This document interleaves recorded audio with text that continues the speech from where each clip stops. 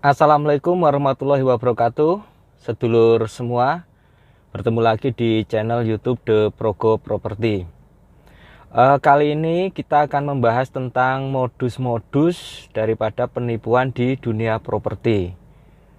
Penipuan ini bisa dilakukan baik oleh pengembang, oleh broker atau perantara, bahkan oleh calon pembeli. Jadi pembeli palsu. Mohon maaf, video kali ini kami buat sambil jalan karena hari ini saya ada janjian dengan klien. Dan biar Bapak Ibu sedulur semua tidak bosan lihat muka saya, ikuti sampai selesai videonya. Monggo kita sambil jalan. 1. SMS atau WA. Modus ini sering terjadi atau banyak menimpa kepada penjual atau orang yang mengiklankan properti. Misalnya seperti ini, ada SMS atau WA masuk ke ponsel sedulur semua yang isinya biasanya ditulis atau ketikanya bunyi, "Pak atau Ibu, saya sudah cocok dengan tanah atau rumah atau apartemen atau apa sajalah yang diiklankan. Untuk transaksi selanjutnya bisa hubungi suami atau istri saya." Ini biasanya bunyi WA atau SMS-nya seperti itu. Lah kemudian penipunya ini mengarahkan penjual dengan berbagai trik untuk ke ATM dengan alasan akan ditransfer. Padahal ini modus penipuan. Ini adalah modus lama dengan memanfaatkan kelengahan penjual. Biasanya penipu akan terus bicara sehingga penjual terbawa apa yang dikatakan penipu, yang intinya disuruh mentransfer sejumlah uang ke penipu tadi. Ini adalah modus orang-orang tidak bertanggung jawab yang memanfaatkan iklan-iklan yang ditawarkan oleh penjual. Itu nomor 1. 2. Calon pembeli meminjam sertifikat. Biasanya kasusnya adalah di mana calon pembeli pura-pura ingin meminjam sertifikat dengan alasan mengecekkan sertifikat itu ke BPN atau kantor notaris dan berusaha meminjam dan membawa sertifikat dari penjual. Saran saya, jika akan melakukan transaksi jual beli, baiknya penjual atau pembeli datang ke notaris di wilayah kerja atau notaris di kabupaten di mana objek tanah atau rumah yang akan dijadikan transaksi, yang akan dijual belikan berada. Pasti akan dijelaskan semua prosedurnya secara rinci, baik proses dan biaya-biaya yang timbul dari proses transaksi jual beli properti tersebut. Notaris akan menjelaskan secara rinci. Jadi saran saya, kalau akan mengadakan transaksi jual beli, datang atau hubungi notaris saja, nanti pasti dijelaskan semuanya.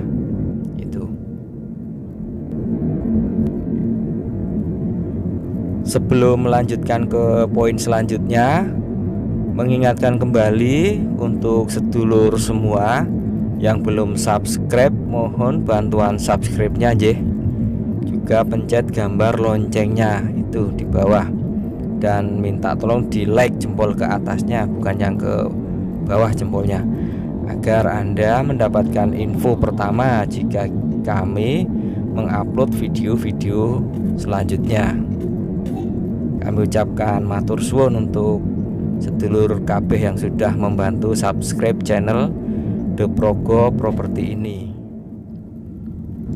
Poin selanjutnya adalah poin ketiga, yaitu tanda jadi atau DP di bawah kabur perantara. Ini juga banyak terjadi. Saya menyarankan jangan bekerja sama atau minta tolong dengan oknum perantara yang sedulur semua tidak kenal dengan baik secara personal. Artinya tidak benar-benar Bapak Ibu kenal dengan broker atau perantara tersebut. Jadi jangan bekerja sama dengan perantara atau broker yang tidak berkantor atau berdomisili. Dengan pasti, ini sekedar saran saja. Seandainya atau jika Bapak Ibu semua ingin menggunakan jasa broker atau perantara, kami sarankan menggunakan broker di bawah naungan AREBI. Apa itu AREBI? AREBI adalah Asosiasi Real Estate Broker Indonesia, di mana AREBI ini adalah pengawas kantor dan real estate agent di lapangan, sehingga kinerja mereka dapat dipertanggungjawabkan. Poin keempat atau nomor 4 adalah pengembang yang menjual tanah bukan miliknya. Maksudnya bagaimana? Di sini maksudnya adalah biasanya pengembang atau developer perorangan, di mana biasanya developer atau pengembang ini baru mendp lahan yang akan dibangun. Ya, jadi lahannya milik orang lain baru di DP itu. Jika pengembang ini perencanaan dan cash flow-nya matang, dimungkinkan tidak akan terjadi masalah. Di sini akan timbul atau muncul masalah ketika sudah jatuh tempo pelunasan lahan tadi, namun pengembang belum punya uang untuk melunasinya. Dan biasanya pengembang ini mengambil uang dari DP-DP para calon pembeli terlebih dahulu. Jadi di sini dimungkinkan rumah tidak diteruskan untuk pembangunannya, atau bahkan jika benar-benar pengembangnya kolab ya bisa ditinggal kabur biasanya, seperti itu. Jadi saran kami, cek legalitas dulu. Jadi kalau mau beli perumahan ya dicek benar-benar. Maksudnya apa ya, status tanahnya seperti apa, terletak di lahan basah atau kering, IMB-nya sudah ada atau belum, sertifikatnya sudah ready atau belum. Itu saran dari kami. Jadi semua legalitasnya dicek agar jangan sampai terjadi masalah di kelak kemudian hari. Bapak Ibu, saya izin dulu ngisi BBM ini, daripada nanti mobilnya mogok ngadat di tengah jalan, malah video YouTube-nya tidak jadi dibuat. Sebentar ya Bapak Ibu ya.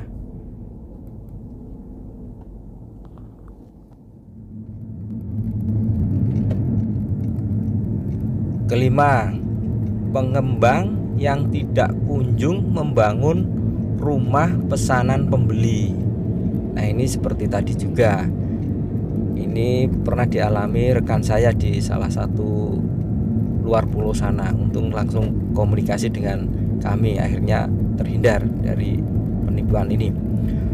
Beberapa faktor penyebabnya dimungkinkan seperti ini. Pengembangnya modal nekat, seperti tadi di depan sudah kita bahas. Jadi kehabisan modal ini dari pengembangnya. Bisa juga pengembangnya terlalu ambisius. Apa ambisius maksudnya? Jadi satu proyek belum selesai sudah mengerjakan proyek-proyek yang lain. Bahkan proyek-proyek ini dimungkinkan yang tidak ada hubungannya dengan properti. Jadi atau sehingga malah semua pekerjaannya atau proyek-proyeknya tadi tidak rampung semua. Keenam, pengembang menawarkan harga yang terlalu bombastis dan tidak masuk akal. Ya, ini banyak iklan-iklan ya Bapak Ibu, jangan tergiur, jangan sampai tertipu daripada ada masalah di hari-hari yang akan datang. Misalkan harga yang terlalu murah di bawah pasaran pada saat ditawarkan pada saat itu, padahal itu rumah baru.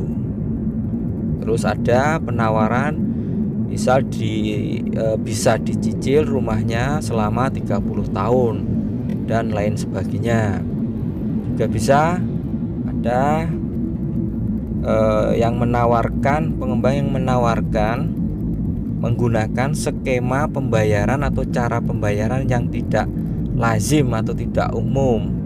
Misalnya mungkin pernah Bapak Ibu dengar buyback garansi. Misal buyback unit seharga 3 kali lipat selama 1 tahun.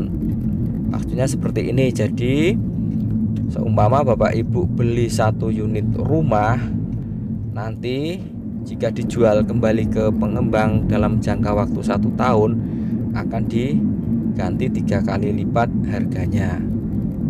Nah, ini menurut saya ya tidak masuk akal lah. Kita kan bisa ngitung inflasi yang terjadi itu. Jadi kalau tidak masuk akal, tidak nalar secara rasional, saran saya ya wis jangan dibelilah. Beli yang yang enjoy saja, yang benar-benar saja, yang lurus-lurus saja. Itu sarannya. Poin ke-7 atau di nomor 7 yaitu pengembang tidak bekerja sama dengan bank. Memang menurut kami tidak semua pengembang yang tidak bekerja sama atau pengembang independen atau pengembang perorangan yang tidak bekerja sama dengan bank itu tidak recommended, tidak bagus, itu tidak selalu.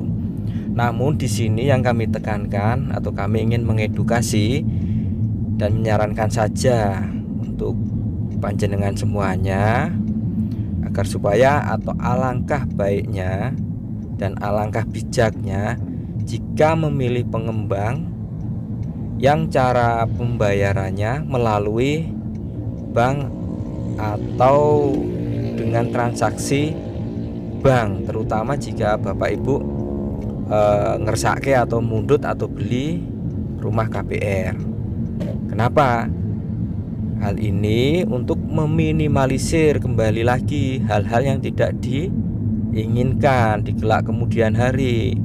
Kan Bapak Ibu sering dengar ada yang tidak dibangun tadi rumahnya, sertifikatnya nggak keluar, IMB-nya nggak keluar, advice planning-nya nggak ada. Nah, ini jangan sampai terjadi ke Bapak Ibu semuanya. Karena apa? Karena jika pengembang sudah bekerja sama dengan bank, setidaknya sudah ada verifikasi dari pihak bank. Jadi pengembang sudah memenuhi syarat-syarat dan legalitas yang ditentukan oleh bank tersebut. Pasti sudah dicek, sehingga pengembangnya sudah bankable, jadi sudah kualifikasinya sudah lolos lah dari bank. Jadi kita sudah sedikit merasa aman, paling tidak itu. Jadi saran saya ya, ketika Bapak Ibu mengambil perumahan atau tanah atau apa yang bentuknya KPR, ya saran saya pembayarannya melalui kerjasama dengan bank. Maraknya modus-modus nakal ini tidak menutup kemungkinan karena banyaknya seminar-seminar tentang dunia properti. Misal seminar dengan tema membeli properti tanpa uang, menjadi developer modal nekat. Nah, ini temanya keren-keren, bagus-bagus memang. Jadi di sini tidak ada yang salah, tidak ada yang keliru dengan seminar-seminar tersebut menurut pendapat kami. Namun biasanya yang ikut seminar dan praktek di lapangan adalah mereka-mereka atau orang-orang baru yang nyun sewu, mohon maaf, belum berpengalaman di dunia properti.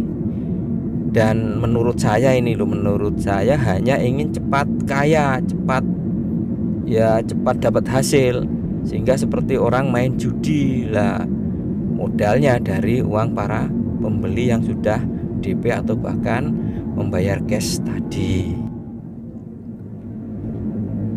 Demikian beberapa modus penipuan dalam jual beli properti. Saya kira masih ada dan masih banyak lagi di luar sana modus-modusnya. Jadi mengingatkan kepada Bapak Ibu semua, tetaplah waspada dan berhati-hati, dan semoga kita semua terhindar dari hal-hal tersebut. Amin. Terima kasih sudah mengikuti video ini sampai selesai. Semoga video ini bermanfaat. Sampai bertemu lagi kita di video-video selanjutnya. Wassalamualaikum warahmatullahi wabarakatuh. Matur suwun.